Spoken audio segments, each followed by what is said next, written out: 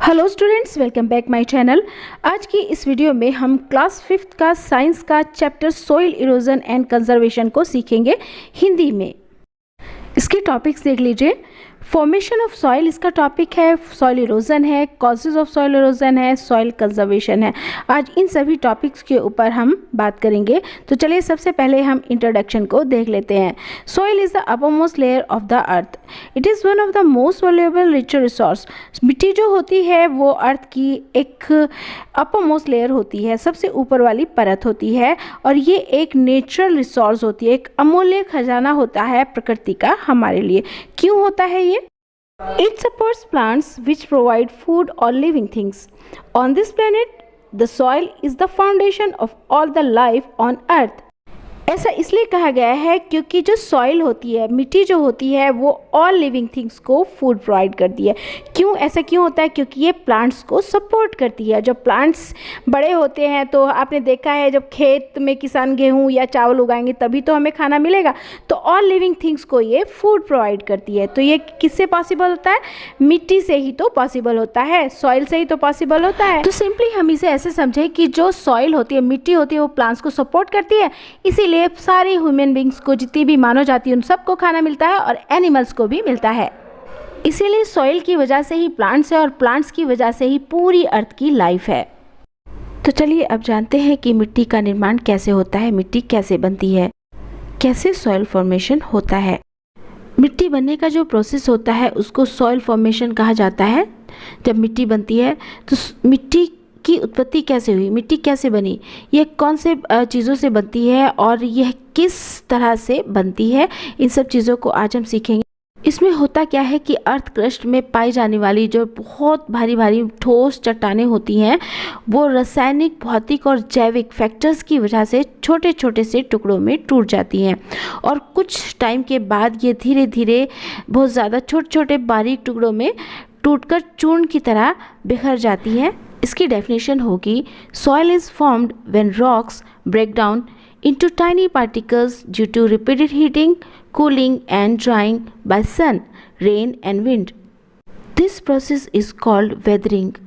तो डेफिनेशन यही होगी कि सॉइल कब फॉर्म्ड होती है, सॉइल तब फॉर्म्ड होती है, तब बनती है जब रॉक्स टूटती हैं छोटे छोटे पार्टिकल्स में। किसकी वजह से? हीटिंग की वजह से। किसकी हीटिंग की वजह से? सन की हीटिंग की वजह से, कूलिंग की वजह से, रेन की वजह से, विंड की वजह से, और यही प्रोसेस वेदरिंग कहलाता है। तो अब अपना नेक्स्ट टॉपिक है सॉइल इरोजन। तो स्टूडेंट्स, सॉइल इरोजन क्या है? सॉइल इरोजन होता है मिट्टी का कटाव। मिट्टी का कटाव क्या होता है, इसको समझेंगे। यहाँ मैं आपको बता देती हूँ कि जो सॉइल होती है, मिट्टी जो होती है, उसकी जो ऊपर वाली जो परत होती है वो फर्टाइल होती है, उपजाऊ होती है। लेकिन जब यही उपजाऊ वाली परत बारिश की वजह से, हवा की वजह से और पानी की वजह से रिमूव होना शुरू हो जाती है, टूटना शुरू हो जाती है, बहना शुरू हो जाती है, तो इसी को सॉइल इरोजन कहा जाता है। तो इसी की वजह से क्या होता है कि जो लैंड होते हैं वो उपजाऊ नहीं रहते और वो धीरे धीरे अनुपजाऊ बन जाते हैं, मतलब बंजर बन जाते हैं, फिर उनमें कोई भी फसल नहीं उगती। तो इसी तरह से जब पहाड़ी जगहों पर भी बारिश होती है, तेज़ बारिश होती है, तो वहाँ पर भी जो मिट्टी है वो बहकर नीचे आ जाती है। तो जो भी वहाँ के खेत होते हैं तो वहाँ पर भी फिर कल्टीवेशन नहीं हो पाती, खेती नहीं हो पाती, क्योंकि जो वहाँ की जो फर्टाइल, जो उपजाऊ मिट्टी है वो बह जाती है। तो चलिए अब देख लेते हैं कि किन किन वजहों से सॉइल इरोजन होता है। हम देखेंगे यहाँ पर कौन कौन से एजेंट्स होते हैं। कॉजेज ऑफ सॉइल इरोजन ये टॉपिक है। इसमें रनिंग वाटर होता है, ह्यूमन एक्टिविटीज़ होती है और विंड होता है। तो रनिंग वाटर से कैसे सॉइल इरोजन होता है? रनिंग वाटर क्या है? बहुत ज़्यादा पानी। और ये जो बहुत ज़्यादा पानी ये कहाँ से आएगा? ये बारिश से आता है। जब बारिश होती है तो ये बारिश जो होती है तो बहुत तेज़ होती है। तो जब तेज़ बारिश होती है तो क्या होता है कि तेज़ बारिश होने की वजह से ऊपर की जो उपजाऊ मिट्टी होती है खेतों की, वो हट जाती है। और होता क्या है कि जब उपजाऊ मिट्टी हट जाएगी तो वहाँ पर बिल्कुल भी खेती नहीं होगी, बहुत मुश्किल होगी फार्मिंग। सॉइल इरोजन का दूसरी वजह होती है ह्यूमन एक्टिविटीज़। मतलब मिट्टी का जो कटाव होता है उसकी दूसरी वजह कौन सी होती है? ह्यूमन एक्टिविटीज़, जो कि लोगों के द्वारा होती है। इसकी पहली जो पॉइंट है वो ये है डिफोरेस्टेशन। मतलब इसका मतलब ये है कि जब जंगलों में ज़्यादा पेड़ पौधे काटे जाते हैं, आपने देखा है कि घने घने जंगलों को आजकल काटा जा रहा है, तो इसकी वजह से क्या होता है कि मिट्टी की जो ऊपर वाली परत होती है, उपजाऊ परत, वो लूज़ होने लगती है। और जब मिट्टी की ऊपरी परत लूज़ हो जाती है तो बारिश से या फिर हवा से वो बह जाती है या उड़कर दूर चली जाती है, तो इस तरह से वहाँ पर खेती करना मुश्किल हो जाता है। दूसरी इसकी वजह होती है ओवरग्रेजिंग, मतलब जब एक ही खेत में बहुत सारे जानवर बार बार चारा खाते हैं, उसी खेत में बार बार खाते, तो क्या होता है कि मिट्टी की जो उपजाऊ परत है वो ढीली होनी शुरू हो जाती है। और फिर होता क्या है, जब बारिश होती है या तेज़ हवा चलती है तो वो भी क्या होता है, उड़कर या फिर बहकर दूर चली जाती है और वहाँ भी खेती करना मुश्किल हो जाता है। ह्यूमन एक्टिविटीज़ से, लोगों से मिट्टी के कटाव का एक पॉइंट प्लोइंग ऑन हिलसाइड भी होता है। इसमें होता क्या है कि जब खेतों को जोता जाता है तो खेत की जो मिट्टी होती है वो ढीली हो जाती है, और जब तेज़ बारिश होती है या फिर हवा चलती है तो वो मिट्टी जो है उड़ जाती है या तो फिर बह जाती है। स्पेशली जो हिल्स वाली जगह होती है, पहाड़ी वाली जो जगह होती है, वहाँ पर ये इस तरह की प्रॉब्लम ज़्यादा देखने को मिलती है। मिट्टी के कटाव की एक वजह विंड भी होती है, तेज़ स्ट्रॉन्ग विंड। होता क्या है कि जब तेज़ी से हवा चलती है तो तूफान जैसे आता है, और आपने देखा होगा खेतों में धूल उड़ते हुए बहुत सारा एक चक्रवात सा जैसे चलता रहता है, तो उससे क्या होता है कि मिट्टी की जो ऊपरी उपजाऊ परत होती है वो उड़ जाती है, फिर उसमें खेती अच्छे से नहीं हो पाती। तो ये भी एक सॉइल इरोजन का रीज़न होता है। तो चलिए अब जान लेते हैं कि सॉइल कंजर्वेशन क्या होता है। इसका मतलब ये होता है कि हम मिट्टी का कटाव होने से बहुत से तरीक़ों से कैसे रोक सकते हैं।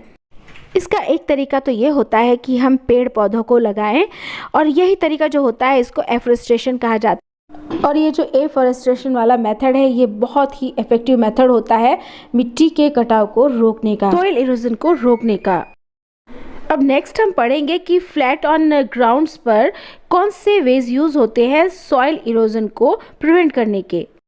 अब होता क्या है कि हार्वेस्टिंग के बाद खेत जो होते हैं वो खाली पड़े रहते हैं। जब खेती हो जाती है, जब खेती कटाई हो जाती है तो उसके बाद खेत खाली हो जाते हैं, और जब खेत खाली हो जाते हैं तो उसकी मिट्टी जो लूज़ हुई हुई रहती है, मिट्टी क्या होती है, ढीली हो जाती है, और जब तेज़ विंड आती है या बारिश होती है तो वो मिट्टी जो है कट सकती है, उसका सॉइल इरोजन हो सकता है।